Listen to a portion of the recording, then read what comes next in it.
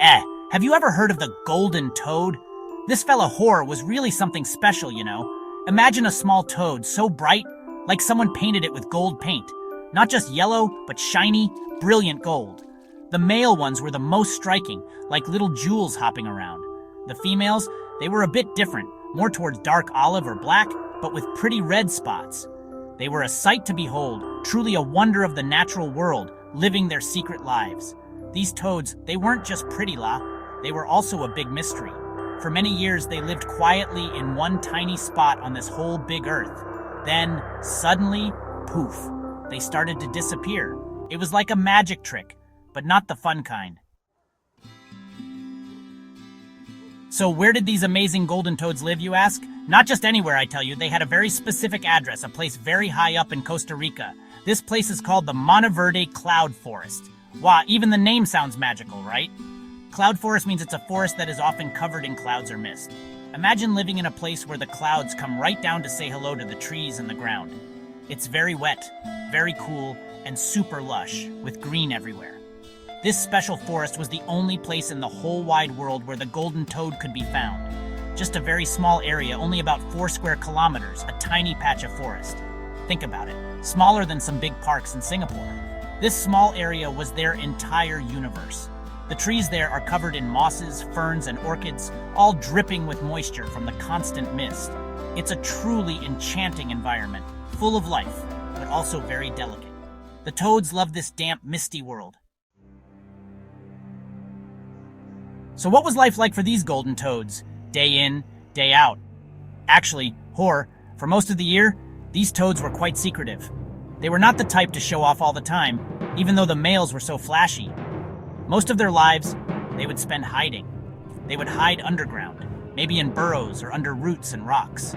This helped them stay moist and safe from animals that might want to eat them. Smart, right?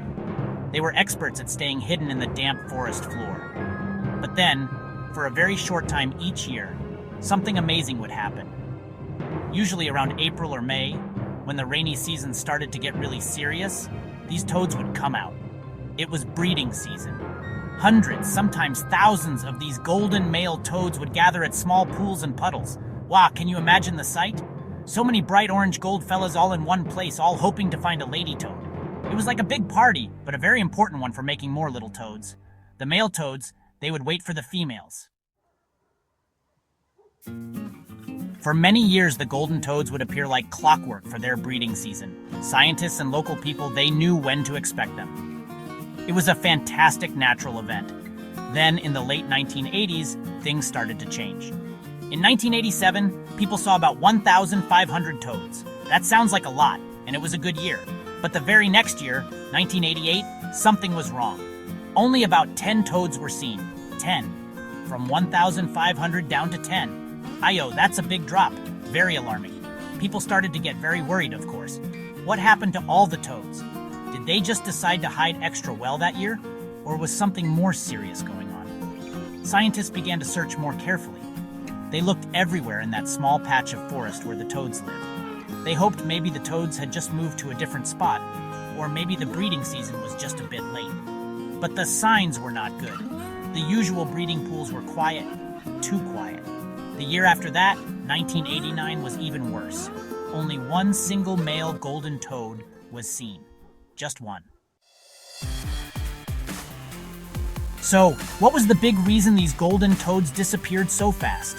Scientists studied this a lot, scratching their heads. It wasn't one single thing, but a mix of problems, like a bad rojack.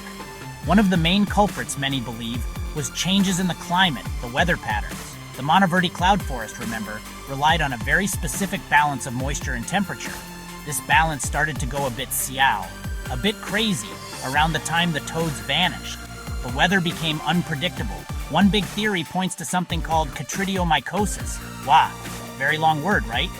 It's a disease caused by a tiny fungus that attacks the skin of amphibians, like frogs and toads. This fungus, it can be deadly.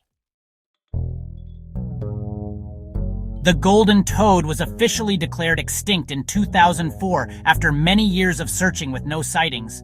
Gone forever. This was a very sad day for Costa Rica, and for the whole world. It showed everyone that extinction is not just something that happens to dinosaurs from long ago. It can happen to creatures alive in our own time, even beautiful and well-known ones.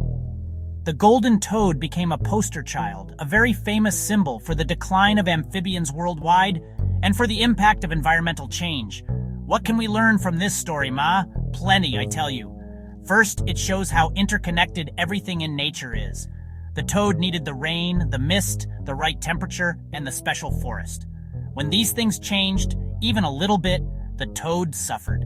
It reminds us that even small changes in our climate can have very big and sometimes very sad effects on wildlife.